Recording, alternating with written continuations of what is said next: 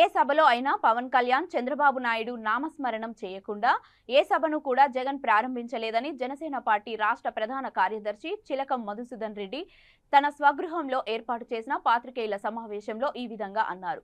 చంద్రబాబు నాయుడు ప్రజలకు చేసిన మంచి పనులన్నీ జగనే స్వయంగా చేసినట్లు సభలో చెప్పుకుంటూ వస్తున్నారని తెలిపారు. మీరు చేసిన మోసాలన్నీ ప్రజలు గ్రహించారని, రాయలసీమ ప్రజలే మీ ప్రభుత్వాన్ని గద్దె దింపుతారని తెలియజేశారు. రాయలసీమ యువత కోసం ఎన్ని ఫ్యాక్టరీలు తీసుకొచ్చి ఎంతమందికి ఉద్యోగాలు కల్పించావో శ్వేతపత్రం విడుదల చేయాలని డిమాండ్ చేశారు.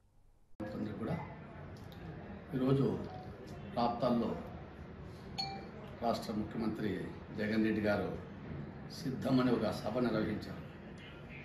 అసలు అది ఎందుకు నిర్వహించారు ఏమో, ఆయనకి అసలు ఏదో నిస్పృహలో అభద్రతా భావంతో ఆ సభలో నోటుకొచ్చిన తప్పుడు మాటలన్నీ కూడా మాట్లాడుతూ ఉన్నాడు.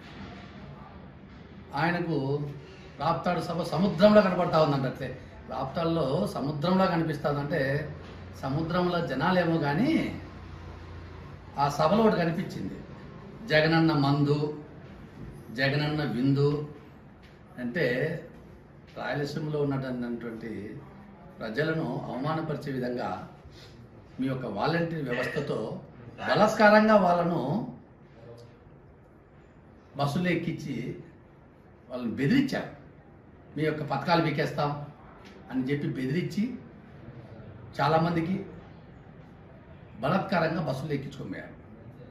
అదేవిధంగా కొందరికి చెప్పిన జగనన్న మంది ఇచ్చి, బాటిల్ ఇచ్చి, 1000 రూపాయలు డబ్బులు ఇచ్చి, బిర్యానీ పొట్లాలు ఇచ్చి తీసుకొని వచ్చారు.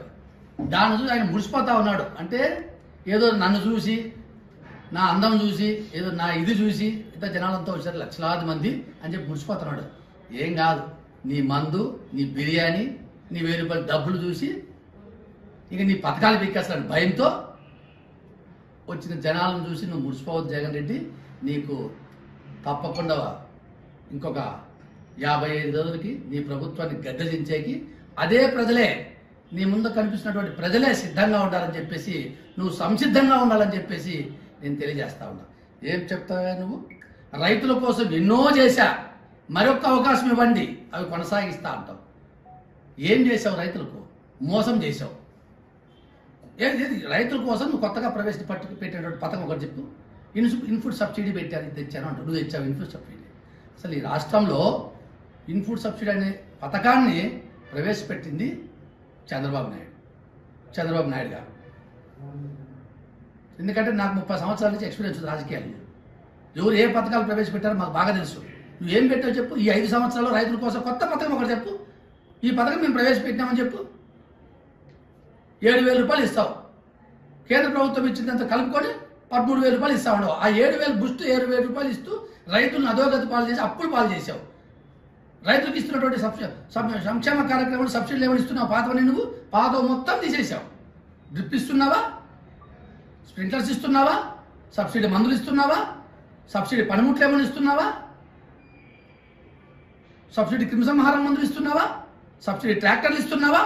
మొత్తం రైతుల పథకాలన్నీ కూడా ఎత్తేసి రైతులు నోట్లో మట్టి కొట్టి రైతులను అప్పుల పాలు చేసే విధంగా చేసి ఈరోజు రైతులు ముందుకు రావాలి, నా కోసం ప్రచారం చేయాలని ప్రగల్భాలు పలుకుతా ఉన్నావు.